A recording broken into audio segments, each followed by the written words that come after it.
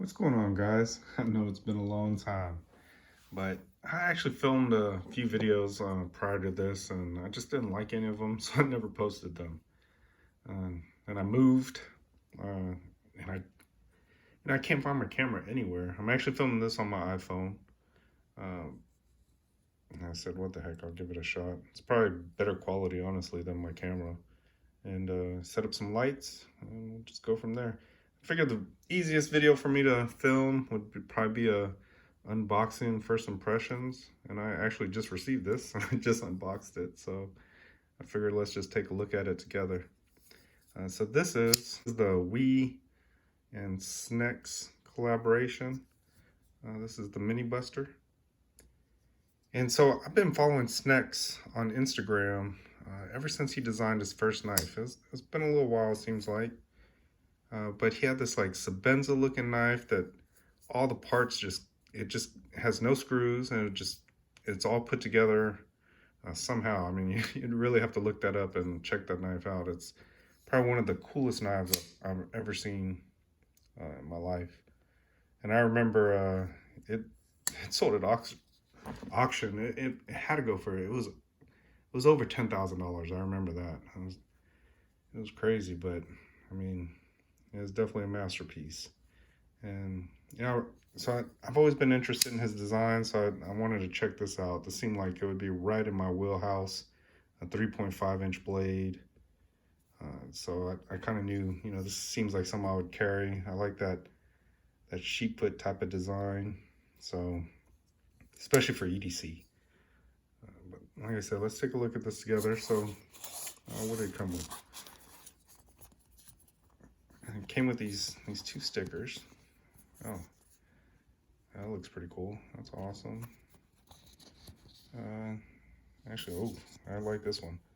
I like that that dragon. So that's pretty awesome. Little cloth, and I just took it out of this.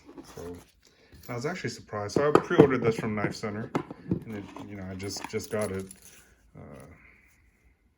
So Civivi Wii knives.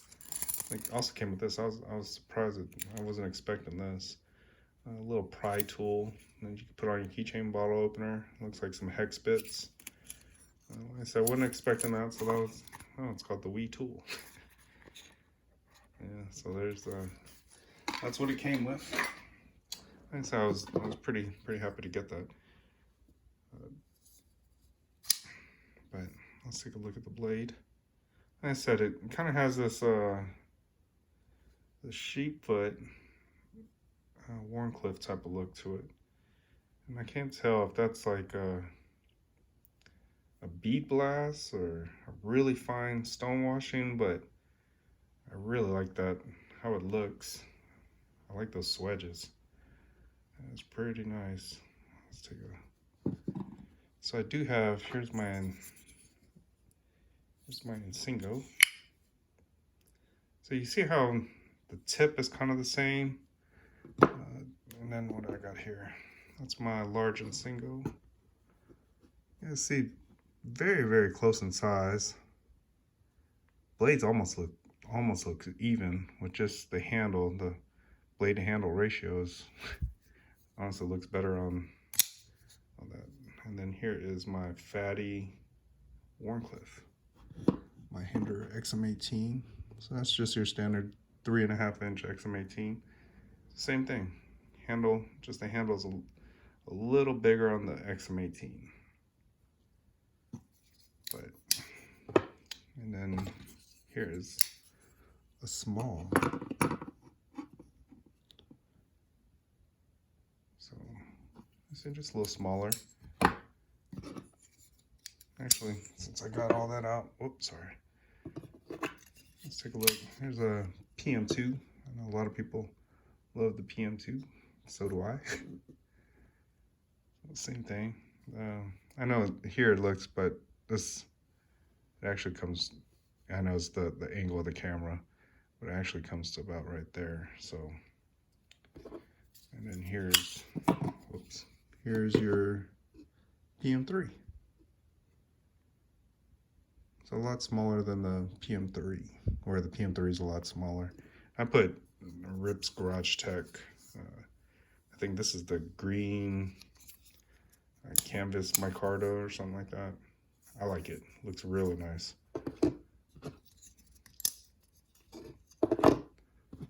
But let's take a look at the.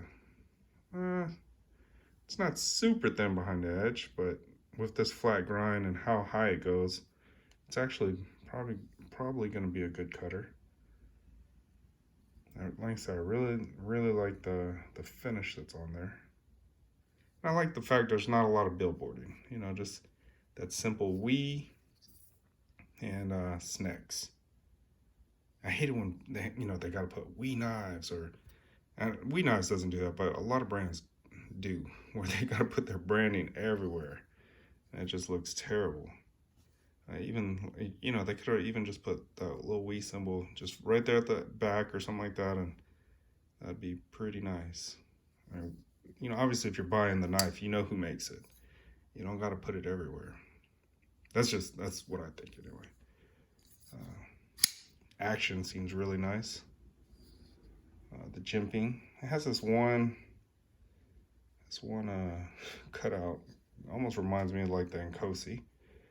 Jimping is not super aggressive, but I definitely like it. Let's take a look. The flipper tab. It's rounded off. Let's take a look. Very, very unobtrusive. Small flipper tab. I haven't had any problem flipping it though. So there's light switch. See the little bit of recoil, push button. That was a pretty light flip right there. Still flipped really, really nice. Kind of shakes down, but I mean, it's, like I said, it's a new knife. It hasn't even broke in. I've only flipped it just a few times. I definitely like the pivot. It's a nice, it's not like the regular we pivot. That's how we knives normally, they normally put that on their pivots. So, and then some type of hardware like that. But, with this knife, it just fits the design. It has like that futuristic type of look. I really like it. So I remember Snecx did a post about how he wanted this, what do you call it, like this transition line and the plunge line right there, like he wanted it back. So if you see how it's like behind where the handle is, just for like how the lines of the knife, how it just flows. And it really does. I would say it really does. Same thing, kind of just flows really nice. That detemp ball, so I do know that this detemp ball, it's kind of like the Nkosi. So the Nkosi has a ceramic ball right there that it's what makes contact with the blade. So it's kind of your lockup, so you can see. But there's a ball right, you can see it right there. That's actually the detemp ball. Or you can probably see it better. Let's take a look. Try to get the lighting right. So I know my lighting, it's it's not the best right now, but I got it set up. You can see that ball right there. That's your detemp ball, and it's the lockup. Same thing with this. It is the detemp ball, and it's what makes contact for the lockup. Easy to disengage, a lot of room. It's a great action. Whoops. And that thing that, actually, you know what? Kind of reminds me of the Nkosi. They both have that little divot for some reason. I don't know what it's for, but maybe it's part of, I don't know, it had to be part of the design for some reason. I'm not really sure why, but it doesn't bother me. I do like, you see how it has this like cutout area for your hand to lay in? That's pretty nice.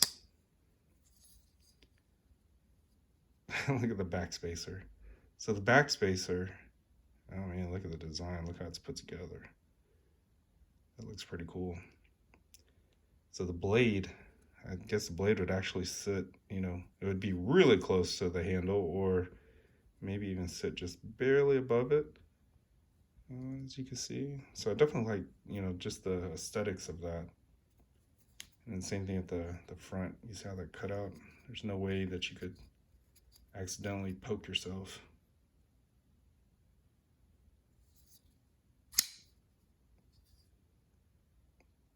Pretty nice. I like it. Let's take a look. So yes, there's internal milling. I don't know if it shows up very well. I could see some internal milling though. I like how that lock bar is cut out, if you can see. So a lot of companies either have it on one side or the other, or this kind of, it's like 50-50. You know, I always like it when it's like this, where, you know, a lot of companies, here's my XM18, here's the, and a lot of companies either do it on one side or the other, and this ain't a bad way of doing it, especially with, you know, all the cutouts and everything. It doesn't take away from the design, but, you know, a clean look like that is always nice. And Cursor Eve actually puts the littlest, I don't know what that is, like the littlest milling line, but I said not bad. Pretty cool pocket clip. I like how it's, you know, it's kind of like channeled or something, so it can't move around. You know, it has a cutout for it. You can see a good shot of some of the internal milling. Overall, little lanyard clip. Overall, I gotta say, you know, initially just looking at it and everything, I'm pretty impressed with it. I want to say it was right around, I don't know if I mentioned it, it was like $289 or so for a limited run. That's, you know, that's not a bad price. I think I paid just about that, and I had to pay tax. But for the limited run, I noticed these sold out really fast. So hopefully, you know, I don't know if they're coming back out or what, but it seems like a very well built, nice knife so far. But I just kind of wanted to share my first experiences with it with you. But thanks for watching, guys. Hopefully you enjoyed the video. Thanks. Bye.